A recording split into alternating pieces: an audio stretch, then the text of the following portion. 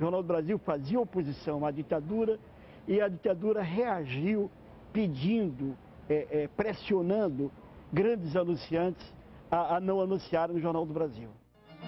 Os anos 1970 marcam o declínio do Jornal do Brasil.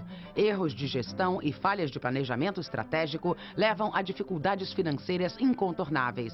No final da década anterior, os proprietários do jornal decidem construir uma nova sede e compram um terreno na Avenida Brasil, na zona portuária, ponto que facilitaria a distribuição do jornal.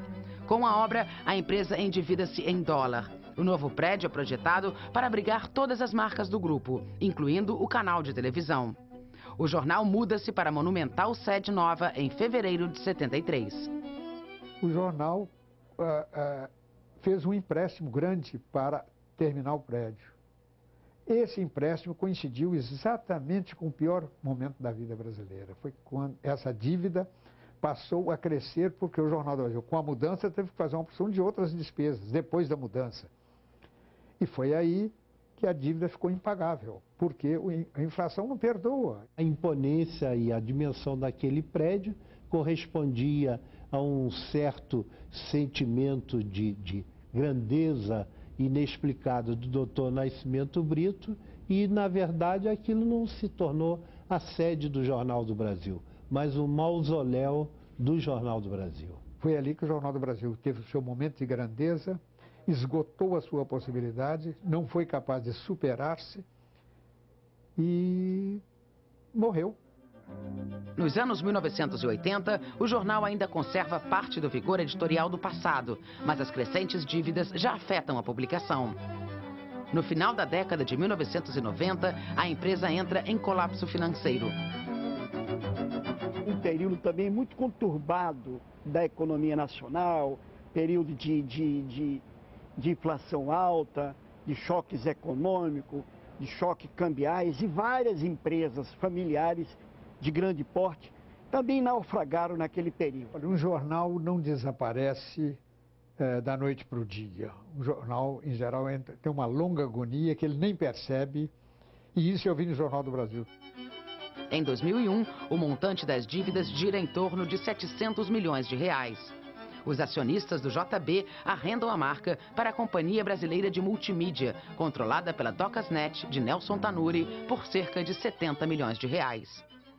Essa última fase do Jornal do Brasil exercitaram lá naquele jornal o conceito de que informação é commodity. E aí fizeram um jornal amesquinhado. Era feito dentro de um conceito onde você ia buscar informação dentro da internet. Essa informação era rala e os leitores do Jornal do Brasil estavam acostumados com informação com densidade. Em 2006, o JB adota o formato Berliner. Aproxima-se do estilo gráfico dos jornais europeus e reduz os gastos com papel, mas não se livra da crise. O jornal que tem 100 anos deve ser respeitado inteiramente também, inclusive no seu formato. O formato atual não é ruim, não. O formato é muito bom para um jornal novo, mas não para um jornal que tem uma história gráfica e editorial e ética como o Jornal do Brasil. Então virou um jornaleco. Virou um tabloide, né? E feio, sabe? Um tabloide, quer dizer, uma coisa assim que, sabe, não tinha nada a ver com aquele jornal que existia. A data para o fim da publicação do jornal em papel já está marcada, 31 de agosto. O jornal perdeu as suas características históricas, não se renovou, deu um passo para trás, outro passo para trás, outro passo para trás, virou um tabloide e dá um passo final em direção ao túmulo. O leitor perde, né? É melhor uma cidade e um país com muitos jornais do que com poucos jornais. Isso é melhor em qualquer circunstância, em qualquer lugar. O anúncio publicado no jornal que informa a decisão é otimista.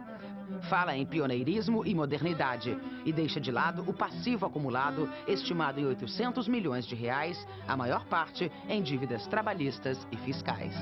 O Jornal do Brasil, ao sair do mercado de impressos e se concentrar no mercado eletrônico, e eu acho que o Jornal do Brasil vai fazer isso única e exclusivamente para a manutenção da marca, mas não para exercer um jornalismo de fato na internet, Então, esse é o buraco que o Jornal do Brasil deixou, né?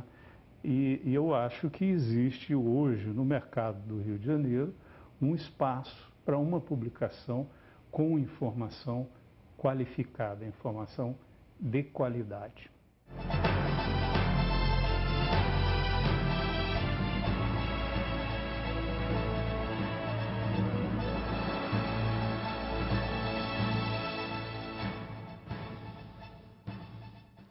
Em nosso estúdio, 2 jornalistas que já passaram pelo JB, Ricardo Noblat e Ana Arruda Calado.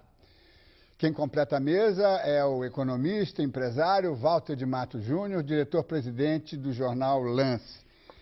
Nós poderíamos reunir aqui, fazer um programa de auditório do tipo velório, melancólico, para chorar o fim de um grande jornal, mas nós vamos participar pelo menos de um debate inicial sobre essa nova fase do jornalismo brasileiro, menos competitiva e talvez caminhando para uma incógnita que ainda está muito difusa. Ana Arruda, jornalista, escritora, professora universitária, doutora em comunicação e cultura pela Universidade Federal do Rio de Janeiro e presidiu até recentemente o Conselho Estadual de Cultura.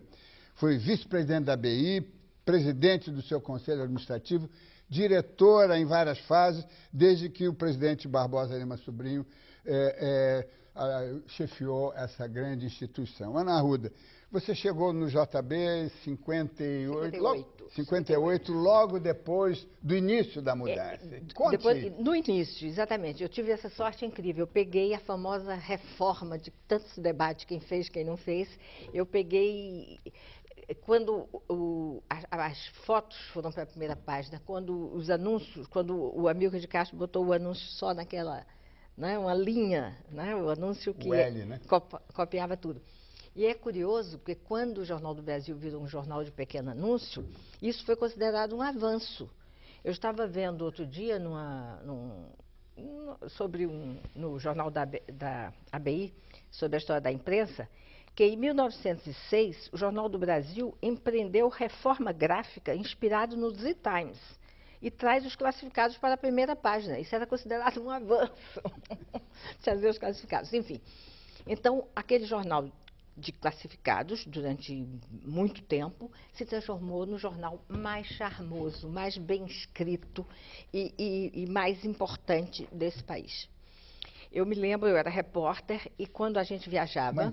Você foi a segunda repórter do JB. Tinha a Silvia Donato, depois eu entrei. Então, era uma coisa muito rara a gente ir para a rua. Eu me lembro que as pessoas se espantavam quando eu viajava, então, como repórter, aquela coisa. E a gente viajava e eu sentia a importância do Jornal do Brasil pelos outros jornalistas, pelos outros jornais. Porque eu era procurada pelos jornalistas que estavam no mesmo evento e eles ficavam assim, Ana, conta, como é que é? Como é que é o Jornal do Brasil? Como é que fecha? Quem é que decide isso? Quem é que decide aquilo? Era o jornal modelo deste país. E tem mais. Dines, na abertura, falou em profissão romântica. Nós éramos românticos. Nós adorávamos o jornal como se fosse nosso.